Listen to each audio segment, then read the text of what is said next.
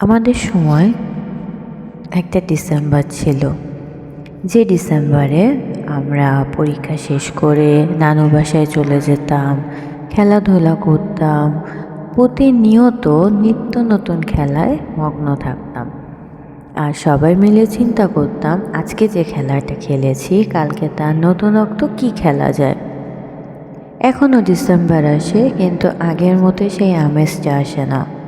বছর ঘুরে ডিসেম্বরটা শেষ হয়ে জানুয়ারি আসে, হাতে নতুন বইও আসে না, স্কুলে যাওয়ার একটা তাড়াও থাকে না।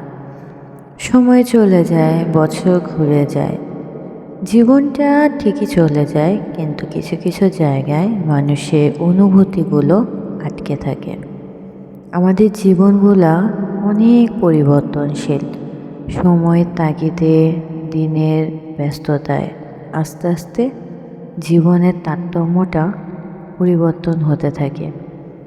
আগের মতো সেই আনন্দ, আমেজ সব কিছুই না কেমন যেন আস্তে আস্তে বিলীন হয়ে যাচ্ছে। যান্ত্রিক জীবনে আমাদের জীবনটাও কেমন যেন রোবটের মতো হয়ে যাচ্ছে। আমি মাঝে মাঝে চিন্তা করি সময়টা আগের মতো কেন হয় না, আগের মতো সেই ডিসেম্বরটা জীবনে কেন আসে না। হয়তো আর কখনো আসবেও না। এটাই জীবন, এটাই বাস্তব। তবে আর যাই হোক, আগের দিনগুলোই খুব ভালো ছিল।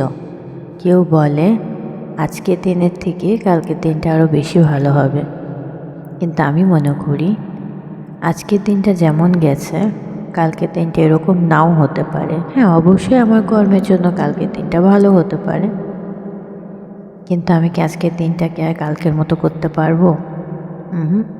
কখনোই না। তাই আমরা চেষ্টা করব আজকের থেকে কালকে যেন আরও ভালো হয়, আরও ভালো হয়, কিন্তু পেছনের দিনগুলো কখনো ফিরে আসে না।